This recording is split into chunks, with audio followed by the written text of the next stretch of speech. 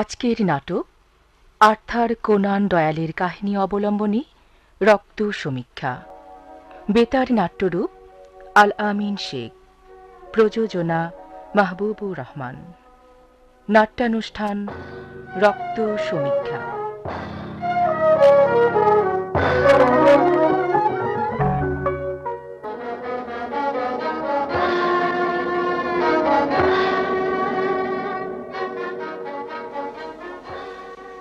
কেউ যদি আমার সঙ্গে ভাগে ওই ফ্ল্যাটে থাকতে রাজি হতো, তাহলে দুজনে মিলে শেয়ারে ফ্ল্যাটটি ভাড়া নিয়ে আরামে বসবাস করতে পারতাম। ইউরেকা, ইউরেকা, পেয়ে গেছি আমি। কি হলো হোমস, আপনি চেঁচাচ্ছেন কেন? আর কি বা পেয়ে গেছেন? গবেষণার ফলাফল পেয়ে গেছি। তা ওনাকে তো ঠিক আলাপ করিয়ে দিচ্ছি। উনি হচ্ছেন doctor John H Watson. Hello. Hello. উনিও আপনার মতো সস্তায় ফ্ল্যাট খুঁজছেন, তাই আপনার সাথে পরিচয় করিয়ে দেওয়ার জন্য আমি নিয়ে এসেছি। এই পরিচয় হয়তো দুজনের জন্যই খুব খুশি বয়ে আনবে। সৃষ্টিকর্তা আপনার মঙ্গল করুন। সৃষ্টিকর্তা আপনারও মঙ্গল করুন। ঠিক আছে, মনে হচ্ছে বেশ মিলেমিশে থাকতে পারবো, অবশ্য যদি ফ্ল্যাটটা আপনি পছন্দ করেন। তা ফ্ল্যাটটি কখন দেখা যেতে পারে? কাল যদি দুপুরবেলা এখানে আসেন, তাহলে গিয়ে একেবারে পাকা ব্যবস্থা করে আসবো। ঠিক আছে, তবে তাই হবে। আজ তাহলে আসি। শুভ বিদায়। শুভ বিদায়।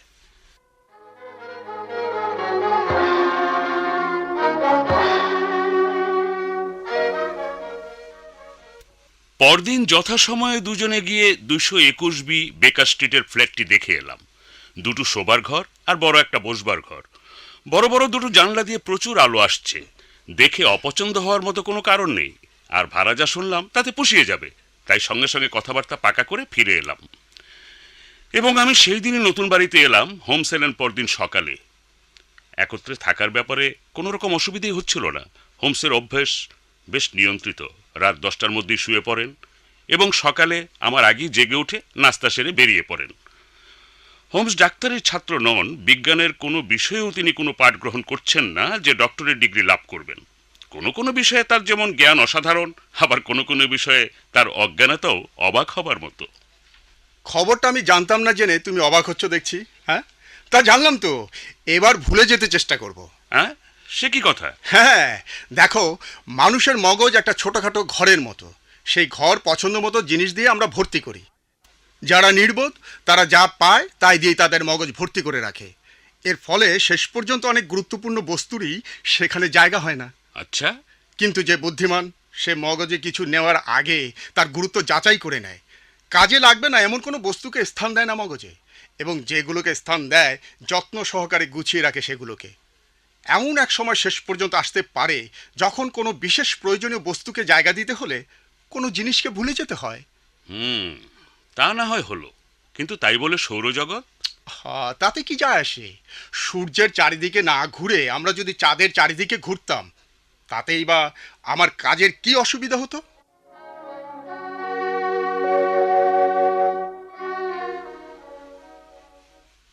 খুব ইচ্ছে হচ্ছিল জিজ্ঞাসা করি তিনি কি কাজ করেন। আমার জীবিকা সম্পর্কে হয়তো তোমার কৌতূহল জেগে থাকবে। একসঙ্গে আছি, এটুকু কৌতূহল তো জাগতেই পারে। তা অবশ্য ঠিক। শোনো বলছি, পর্যবেক্ষণ আর অবরোহ বিজ্ঞানে আমি সিদ্ধ। তারই সাহায্যে আমি জীবিকা উপার্জন করি। মোট কথা, আমি হচ্ছি গোয়েন্দাদের পরামর্শদাতা। সে গোয়েন্দা সরকারি বা বেসরকারি যাই হোক না কেন। লন্ডনে অসংখ্য গোয়েন্দা আছে, তারা যখন মামলার তদন্ত করে কুল কিনারা করতে পারে না, তখন তারা আমার শরণাপন্ন হয়, আর আমি তাদের সঠিক পথ দেখিয়ে দিই, আর বিনিময়ে আমার পারিশ্রমিক গ্রহণ করি। বলো কি হোমস, সব পরীক্ষা করো যারা তার কুল কিনারা করতে পারে না, তুমি ঘরে বসেই তার সমাধান করো? হ্যাঁ, করি। এ ব্যাপারে আমার বিশেষ ক্ষমতা আছে। বেশিরভাগ ক্ষেত্রে চেয়ারে বসেই সমাধান করতে পারি। তবে যদি কখনো কোনো তেমন জটিল মামলা আসে, তখন হয়তো অকুস্থলে গিয়ে নিজের চোখে দেখতে হয়। আচ্ছা, তোমার মনে আছে তোমার সাথে প্রথম আলাপের দিনেই আমি বলেছিলাম তুমি আফগানিস্তানে ছিলে? তখন তো তুমি আশ্চর্য হয়ে গিয়েছিলে, তাই না? নিশ্চয়ই খবরটা শুনেছিলে। আরে না না না, এ সম্ভব হয়েছিল অনেক দিনের অভ্যাসের ফলে। কিরকম? যুক্তিগুলো খুব তাড়াতাড়ি আমার মাথায় খেলে যায়, এবং ধাপগুলো যে ঠিক পরপর মনে আসে তাও নয়, যদিও ধাপগুলো থাকেই। এক্ষেত্রে সেগুলো হলো হাবভাব ডাক্তারের মতো, চালচলন সৈনিক সুলভ। অতএব সামরিক বিভাগের ডাক্তার, মুখের ময়লাটে রং থেকে বুঝতে পারলাম কোনো গ্রীষ্মপ্রধান দেশে ছিলে, এবং কবজির রং দেখে বুঝলাম ভদ্রলোক সাদা চামড়ার মানুষ। অনেক যে কষ্ট পেয়েছ তা মুখের অভিব্যক্তিতে স্পষ্ট, এবং আঘাতের ফলে বাম হাতটা প্রায় অবশ। কোন গ্রাম দেশে সামরিক বিভাগের ডাক্তারের এমন দুরবস্থা হতে পারে? নিশ্চয়ই আফগানিস্তানে। এতগুলো ধাপ, কিন্তু সিদ্ধান্তে আসতে আমার এক মুহূর্ত সময় লাগেনি। দাঁড়াও, তোমাকে একটি জিনিস দেখাই। এই চিঠিটা সকালের ডাকে এসেছে, পড়ে দেখো কিছু বুঝতে পারো কিনা। মিস্টার হোমস, গতরাতে 3 নং লরিস্টন গার্ডেনে এক বীভৎস কাণ্ড ঘটে গেছে। কর্তব্যরত পুলিশ রাত 2টোয় ওই পরিত্যক্ত বাড়িতে আলো দেখে সন্দিগ্ধ হয়ে ওঠে। দরজা খোলা পেয়ে সে ভেতরে ঢোকে এবং সামনের ঘরে এক সুসজ্জিত ভদ্রলোকের মৃতদেহ দেখতে পায়। তার পকেটে কয়েকটা কার্ড ছিল, তাতে লেখা এঙ্ক জে ড্রেবার, ক্লিভল্যান্ড, ওহিও, যুক্তরাষ্ট্র। মৃত্যুর কারণ জানা যায়নি এবং কোনো কিছুই চুরি যায়নি। ঘরে রক্তের চিহ্ন থাকলেও মৃতদেহে আঘাতের কোনো চিহ্ন নেই। ব্যাপারটা হেয়ালির মতো লাগছে। দুপুরের মধ্যে এলে দেখা হবে। কোনো কিছু সরানো হয়নি, যেমনটি তেমনি আছে। এবং নিতান্তই যদি আসতে না পারেন তো বলবেন, সেক্ষেত্রে নতুন কিছু খবর পেলে আপনাকে জানাবো। আপনার মন্তব্য জানতে পারলে বিশেষ উপকৃত হব। ইতি আপনার বিশ্বস্ত টোরিয়াস গ্রেগসন। যা বুঝলাম মার্ডার কেস, কিন্তু এই টোরিয়াস গ্রেগসনটা কি? স্কটল্যান্ড ইয়ার্ডের অপদার্থদের মধ্যে সবচেয়ে কাজের লোক হচ্ছে গ্রেগসন আর লেস্ট্রেট। দুজনেই খুব খাটতে পারে, কিন্তু নেহাতেই মামুলি ধরনের, এবং দুজনেই কেউ কাউকে দেখতে পারে না। এমন একটা জরুরি ব্যাপার, আর তুমি কিনা চিঠিটা পকেটে নিয়ে ঘরে নির্বিকার বসে আছো, আর মুখে বলছো তুমি গোয়েন্দাদের পরামর্শদাতা। ঠিকই তো বলেছি। তাহলে কি ঘরে বসে থাকলে চলবে? এক্ষুনি কি একবার স্পটে যাওয়া দরকার নয়? গাড়ি ডাকি কেমন? তা বলছো যখন, তখন চলো, যাওয়াই যাক। তৈরি হয়ে না তাহলে? আমিও যাব বলছো? চলো না, তেমন কোনো কাজ তো নেই হাতে।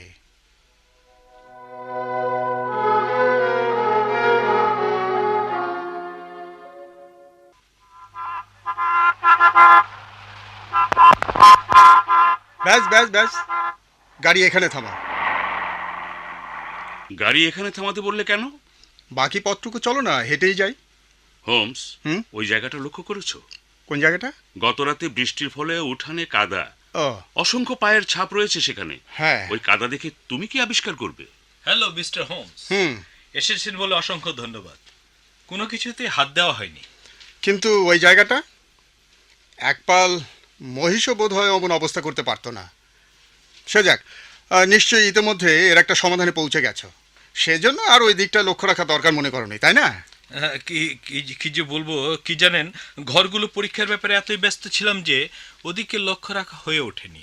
তাছাড়া লেস্ট্রেডও এই মামলায় আছে, সে যে এদিকটায় লক্ষ্য রাখবে না তা বুঝতে পারিনি। তুমি কি এ বাড়ি পর্যন্ত গাড়ি করে এসেছো? জি না। আর লেস্ট্রেড? না, সেও না। ঠিক আছে, এবার তাহলে চলো বাড়ির ভেতরটা পরীক্ষা করে দেখি। চলুন। হ্যাঁ চলুন। এসো ওয়াটসন। সাবধানে হাঁটবেন। কেন? ওই ধুলোভরা ঘরগুলো। ও, এদিকে রান্নাঘর, আর ওই দিকে অফিস ঘর। ডাইনে আর বায়ে একটা করে দরজা, এ দুটোর একটি দিয়ে খাবার ঘরে যেতে হয়। অন্য দরজাটা মনে হচ্ছে অনেকদিন খোলা হয়নি। ঘটনাটা ঘটেছে খাবার ঘরে। আচ্ছা। ঘরটা বেশ বড়সড়। আসবাবপত্র তো দেখছি তেমন কিছুই নেই। ঘরের এক কর্নারে একটা লাল মোমবাতি জ্বলছে। ঘরটিতে দেখছি একটি মাত্র জানালা, আর সেটি অত্যন্ত নোংরা হওয়ায় দিনের আলো ঠিকমতো আসতে পারছে না। মৃতের দেহ চিত হয়ে রয়েছে, তার চোখ ছাদের দিকে ফেরানো। বয়স 43 কি 44। এমন জটিল মামলা আর কখনো আমার হাতে আসেনি মিস্টার হোমস। দেখবেন এ মামলা প্রচুর ঝড় তুলবে। কোনো সূত্র পেয়েছো নাকি? জি না, কোনো কিলকুনারাই তো দেখতে পাচ্ছি না। দাঁড়াও দাঁড়াও, ডেড বডিটা ভালো করে দেখতে হয়। চারিদিকে রক্ত ছড়ানো, অথচ শরীরে কোনো ক্ষতচিহ্ন নেই। হ্যাঁ, সেটাই তো আরো ভাবনায় ফেলেছিলাম। রক্ত আছে, কিন্তু কোনো ক্ষত চিহ্ন নেই। একবার বুঝে দেখুন তো মিস্টার হোমস। বুঝলাম, রক্ত অন্য কোনো ব্যক্তির। আর যদি খুনি হয়ে থাকে, তাহলে খুনেরই হবে নিশ্চয়ই। আচ্ছা, ডেড বডি কি একটু সরানো হয়েছে? কেবল পরীক্ষার জন্য যেটুকু দরকার তার বেশি সরানো হয়নি। ওকে ওকে, আর তাহলে কিছু দেখার নেই। এবার ডেড বডি মর্গে পাঠাতে পারো, যাও। এটা কি বললো? আংটি? নিশ্চয়ই কোনো মহিলা এসেছিল। দেখো, এটা একটি বিয়ের আংটি, দেখেছো? এমনিতেই দেখো। কোনো কুল কিনারা খুঁজে পাচ্ছি না, তার উপর আবার আংটি। এখন তো মনে হচ্ছে মামলাটা আরো জটিল হয়ে উঠল। সে কি কথা গ্রেগসন, এতে করে বরং মামলাটি সহজ হয়ে গেল, বুঝতে পেরেছো? আচ্ছা বলো তো, এর পকেট থেকে কি কি পাওয়া গেছে? একটি সোনার ঘড়ি, ভারী সোনার চেন, একটি সোনার আংটি, সোনার পিন তাতে চুনি বসানো, আর একটি কাঠের কৌটা তাতে লেখা আছে কি লেখা আছে? অ্যাংজে ড্রেভার ক্লিভল্যান্ড। ও, কোনো মানি ব্যাগ পাওয়া যায়নি। 7 পাউন্ড 13 শিলিং। বোকাচিও ডেকামেরনের এক কপি, তাতে নাম লেখা জোসেফ স্ট্যাঙ্গারসন। দুটো চিঠিও আছে, একটাতে লেখা is a ড্রেভারকে R অন্যটায় Joseph Stangerson. ঠিকানা আমেরিকান এক্সচেঞ্জ ট্রেন্ড, তাতে নির্দেশ আছে এসে নিয়ে যাবে। চিঠি দুটি এসেছে সুইন্স স্টিমশিপ কোম্পানি থেকে, আচ্ছা। তাতে লেখা আছে জাহাজ লিভারপুল থেকে ছাড়বে। এই জোসেফ স্ট্যাঙ্গারসন সম্বন্ধে কি কোনো খোঁজ করেছো? জি হ্যাঁ, তাছাড়া প্রত্যেক কাগজে বিজ্ঞাপনও দিয়েছি, আর একজনকে পাঠিয়েছি আমেরিকান এক্সচেঞ্জেও। ক্লিভল্যান্ডে কাউকে পাঠিয়েছো? না, তবে আজ সকালে টেলিগ্রাম করেছি। কি লিখেছো সেই টেলিগ্রামে? ঘটনার বিবরণ দিয়ে লিখেছি প্রয়োজনীয় খবর পাঠাতে, আর জোসেফ স্ট্যাঙ্গারসন সম্বন্ধে জানতে চেয়েছি। জানো গ্রেগসন, এমন একটা জিনিস আমি এতক্ষণ ধরে আবিষ্কার করেছি যা আমাকে ছাড়া আর কারো চোখে পড়তো না। তাই বুঝি? আসুন, দাঁড়ান ওখানে, আর সামনে আসবেন না। আমি একটি দিয়াশলাই কাঠি জেলে নিই। এই দেখুন, দেয়ালে কি লেখা? দেয়ালে রক্তের অক্ষরে লেখা RACHE। কি বুঝছেন? ঘরের সবচেয়ে অন্ধকার কোণ বলে এটা কারো চোখে পড়েনি। আর এই জায়গাটাও যে দেখা দরকার তাও কারো মনে হয়নি। খুনি নিজের রক্তে এটা লেখা। সে পুরুষ হোক বা নারী হোক, রক্তটা কিভাবে গড়িয়ে পড়ছে লক্ষ্য করুন। বোঝাই যাচ্ছে ব্যাপারটা আত্মহত্যা নয়। এত দূরে এখানে লেখার কারণ ওই যে মোমবাতিটা রয়েছে, ওটা তখন জ্বলছিল। তা না হয় হলো, কিন্তু এ থেকে কি বুঝলে?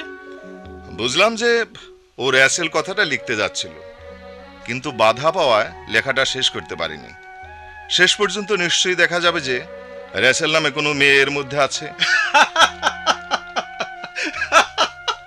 আপনি হাসছেন মিস্টার হোমস? তা হাসুন, কিন্তু শেষ পর্যন্ত দেখবেন পুলিশই ঠিক করেছে। ক্ষমা করো ভাই, ক্ষমা করো। সত্যি আমার ওভাবে হেসে ওঠা ঠিক হয়নি। হ্যাঁ, এই আবিষ্কারের পুরো কৃতিত্বই তোমার, এবং অন্য যে লোকটি গত রাতের ব্যাপারে জড়িত ছিল এটা তারই কাজ। চলো চলো, এবার ঘরটা পরীক্ষা করে দেখি। হ্যাঁ, এসো।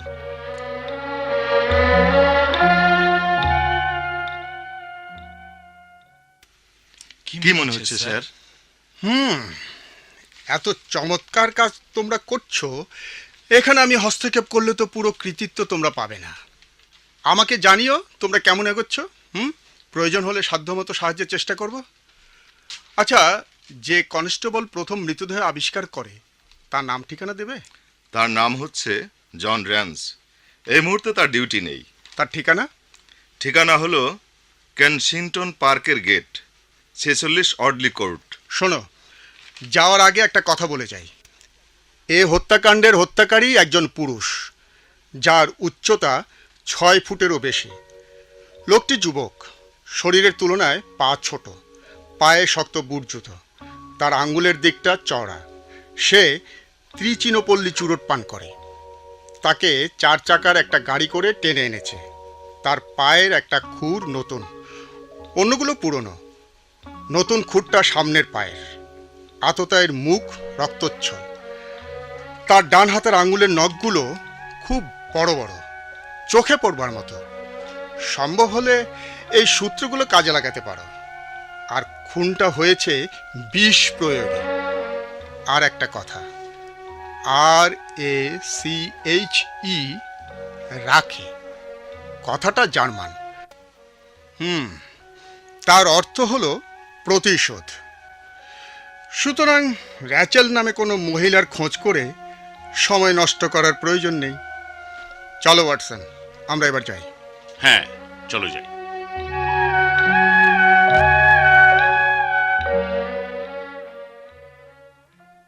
হোমস, আমি খুব অবাক হয়েছি তোমার নাতিদীর্ঘ লেকচার শুনে। তুমি লেকচার বলছো কাকে? ওই যে সকালে মার্ডার সম্পর্কে 2 গোয়েন্দাকে তুমি যা বলে এলে। এখন বাজে কত? বেলা 3টা। চলো ঘুরে আসি। কোথায়? তুমি যে বললে লেকচার, তাই সরাসরি আসল লোকের মুখে খবরটা শোনাই ভালো। অবশ্য মামলাটা সম্বন্ধে আমার আর বেশি কিছু জানার নেই। বলো কি হোমস, এও কি সম্ভব? এর মধ্যে আর কোথায় ভুল হতে পারে বলো? বেশ, গাড়ির চাকার 2টো দাগ চোখে পড়েছে। যেহেতু গত রাতের আগে 7 দিন একটু বৃষ্টি হয়নি, সুতরাং গাড়ির চাকার দাগ রাতে ওখানেই ছিল। আর ঘোড়ার খুরের যে দাগ রয়েছে তাদের মধ্যে একটির দাগ বেশি গভীর, সুতরাং সেটা নিশ্চয়ই নতুন। অতএব ওই গাড়ি করে যে লোক 2জন এসেছিল তাতে সন্দেহ নেই। এখন তো দেখছি ছোটখাটো লেকচার তুমিই দিচ্ছ।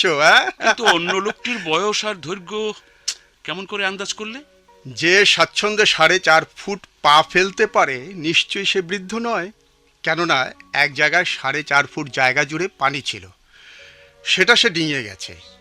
আর হাতের বড় বড় নখ আর ত্রিচিনোপল্লী চুরোটের ব্যাপারে বলি, রক্তে তর্জনী ডুবিয়ে সে দেয়ালে কথাটা লিখেছে। আতশ কাঁচ দিয়ে দেখেছি, পলেস্তরায় আঁচড়ের দাগ রয়েছে। নখ ছোট হলে তা সম্ভব হতো না। আর মেঝেতে যেই ছাই পড়েছিল তা একমাত্র ত্রিচিনোপল্লী চুরোটেই অমন ছাই সম্ভব। চুরোটের ছাই সম্বন্ধে আমার বিশেষ পড়াশোনা আছে। এইসব বিষয়ে জ্ঞানের জন্যেই এই গ্রেগসন লেস্ট্রেডদের সঙ্গে আমার মতো বিশেষজ্ঞদের পার্থক্য, বুঝলে?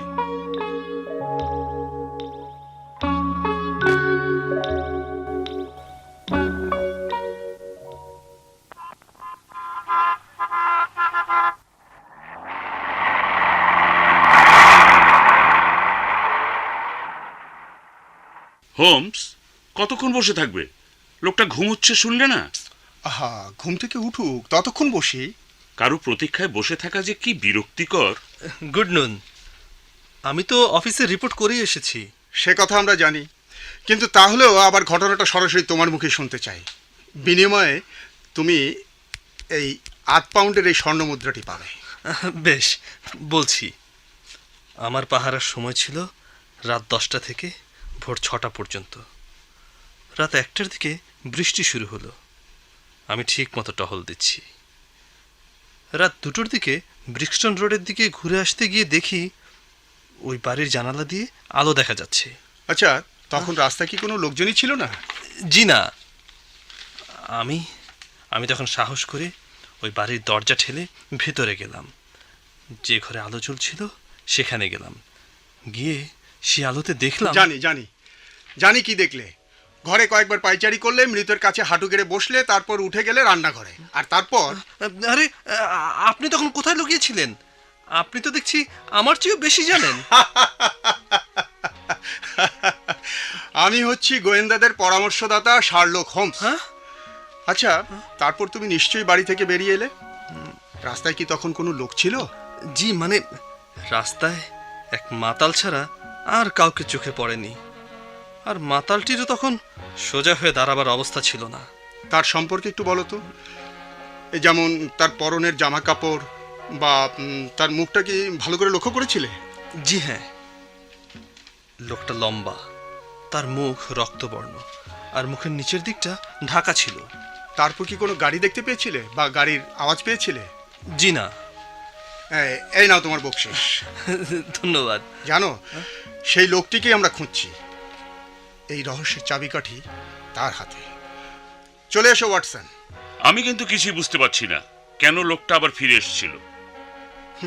বুঝতে পারছো না? না, এই আংটিটা, ওই আংটিটার জন্যই সে এসেছিল।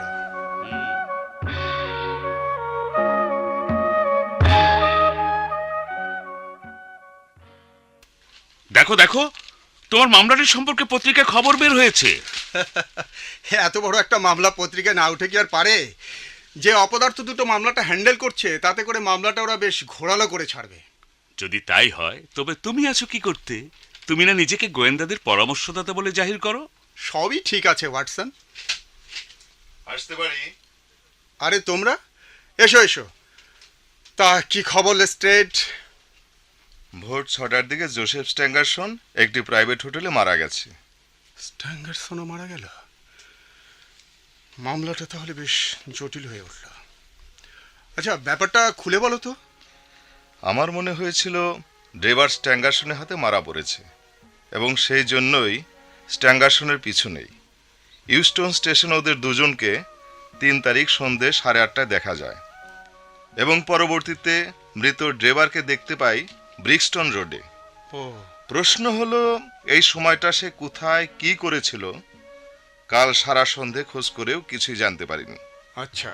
আজ খুব ভোরে সকালে উঠে আবার তার খোঁজে বেরোই, আর বেলা 1টার সময় লিটন জর্জ স্ট্রিটের একটি প্রাইভেট হোটেলে গিয়ে জানতে পারি তিনি সেখানে থাকেন। ওরা বলল 2 দিন ধরে উনি একজনের অপেক্ষায় রয়েছেন। আপনি নিশ্চয়ই তিনি। বললাম আচ্ছা, গিয়ে দেখা করছি। মনে হলো হঠাৎ গিয়ে যদি পৌঁছি হয়তো ঘাবড়ে গিয়ে কিছু বলে ফেলতে পারে। ঘরটা 3 তলায়। দেখিয়ে দিয়ে লোকটা চলে গেল। এমন সময় যা দেখলাম তাতে আমার শরীর যেন অসাড় হয়ে গেল। রক্তের একটা স্রোত দরজার তলা দিয়ে এঁকে বেঁকে বেরিয়ে এসে এক জায়গায় জমা হচ্ছে। একটা চিৎকার আমার মুখ দিয়ে বেরিয়ে এসেছিল। তা শুনে লোকটা ফিরে এলো। দুজনের চাপে সহজেই দরজাটা খুলে গেল। ঘরের জানালা খোলা ছিল। নাইট ড্রেস পরা এক ব্যক্তির মৃতদেহ পড়ে রয়েছে। ও, অনেকক্ষণ হলো তার মৃত্যু হয়েছে, কারণ শরীর ঠান্ডা, শক্ত। আচ্ছা আচ্ছা।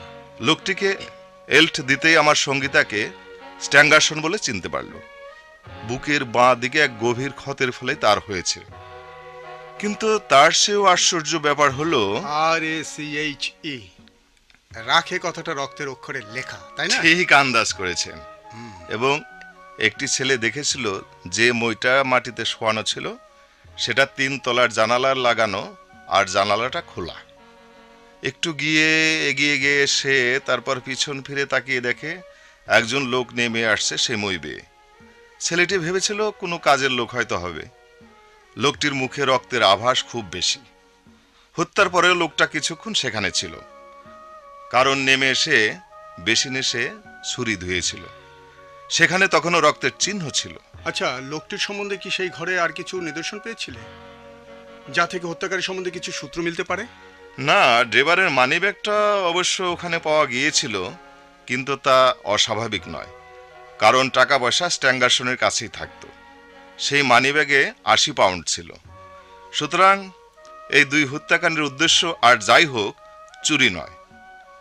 একটা বই পড়তে পড়তে তিনি ঘুমিয়ে পড়েছিলেন, সেটা বিছানার উপর পড়েছিল। আর চেয়ারের উপর একটা ধূমপানের পাইপ পড়েছিল। 1 গ্লাস পানি টেবিলে ছিল, আর জানালার উপর একটা কৌটায় 2টি ট্যাবলেট ছিল। ব্যাস ব্যাস, এইটুকুই জানবার বাকি ছিল। সমস্ত ঘটনাই এখন আমার নখদর্পণে, কেবলমাত্র খুঁটিনাটি কয়েকটা ঘটনা বাদ দিলে।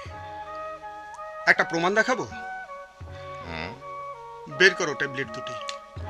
এই যে, আর এই মানিব্যাগ, আর এই ট্যাবলেট 2টি।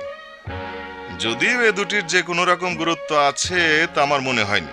দেখো তো ওয়াটসন, তুমি তো ডাক্তার, এই ট্যাবলেট 2টি সম্পর্কে কিছু বলতে পারো কিনা?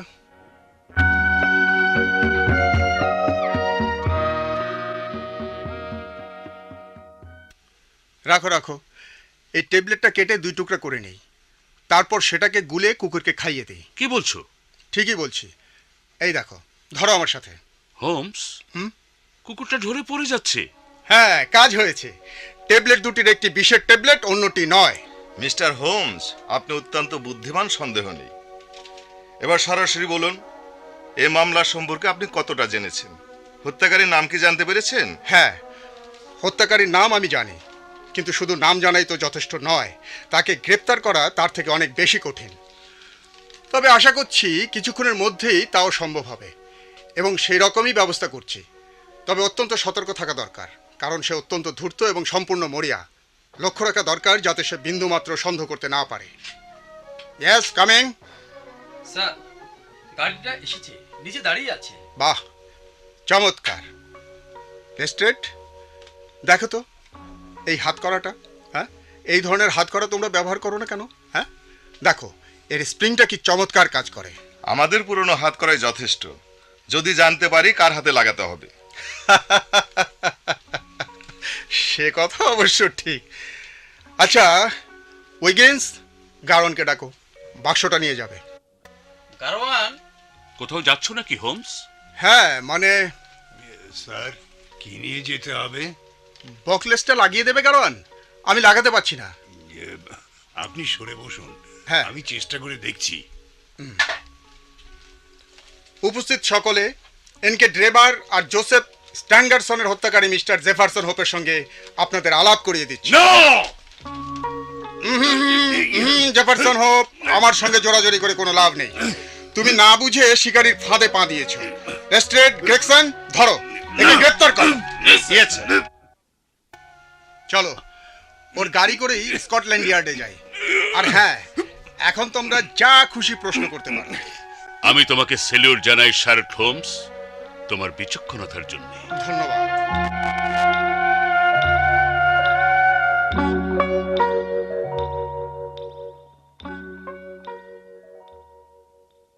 রক্ত সমীক্ষা নাটকের অভিনয় শুনলেন। মূল গল্প আর্থার কোনান ডয়েল, বেতার নাট্যরূপ আল আমিন শেখ। বিভিন্ন ভূমিকায় ছিলেন doctor John H Watson, Khandakar Irfan Uddin, Stamford Tapas Sarkar, টোরিয়াস জামিলুর রহমান শাখা, লেস্ট্রেড মোহাম্মদ আব্দুর রহিম, উইগেন্স ফয়েজ আহমেদ। অন্যান্য চরিত্রে ছিলেন এস এম মহাসিন ও নাজমুল করিম মানিক এবং শার্লক হোমসের ভূমিকায় ছিলেন শরফুদ্দিন আহমেদ খোকা। নাটকটি প্রযোজনা করেছেন মাহবুবুর রহমান।